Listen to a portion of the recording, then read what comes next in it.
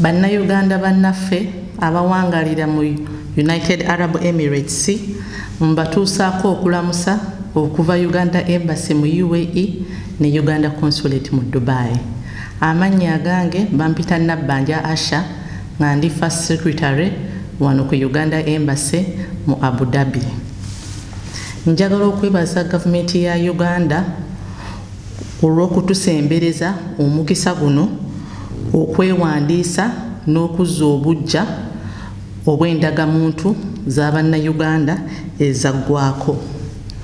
Uganda Embassy mu UAE Abu Dhabi ne Uganda Consulate mu Dubai wamu n'ennira bagenda kuwandiisa Bannayuganda okufuna endagamuntu n'okuzza obuggya ndagamuntu z'Abannayuganda ezo ezaggwako. Entegeka zikoleddwa bwe ziti okuva nga 18 paka nga 24 Agusto. Entegeka egenda kubeera ku Uganda Embassy mu Abu Dhabi ne Uganda Consulate mu Dubai.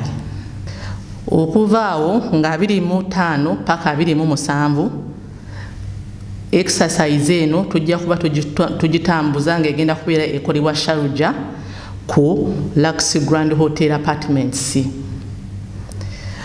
Okuva nga 28 paka 3 August exercise eno ejja kuba ekolera mu Ras Al Khaimah ku Hilton Garden Inn.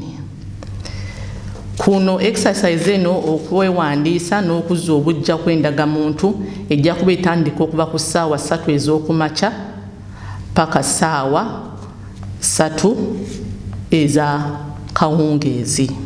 Bannayuganda mbakubiriza nti twewandiise ku linki gye tugenda okubalaga ku vidiyo wano osobole okuba nga okola registration.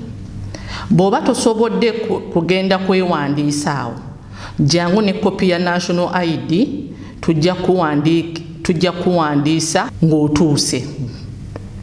N'ekirala kasita omala okwewandiisa waliwo linki endala gye bakoze nga ya Bannayuganda mu UAE kw'ogenda weewandiise nga osalawo lunaku ki lw'oyagala okujja ku embassy oba ku consulate oba e Sharjah gye tunaabeera oba e Ras Al Khaimah gye tunaabeera ne ssaawa mmeka.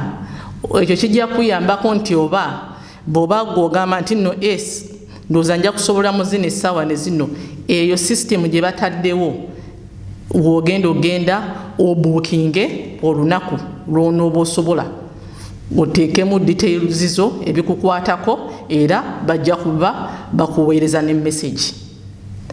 Kyenjagala n'ekirala bagamba Bannayuganda nti kuno okwewandiisa okw'endagamuntu n'okuzza obuggya ku ndagamuntu ezaggwako kujja kusigala kugenda mu maaso ku Embassy ne Abu Dhabi nga exercise eno ewedde.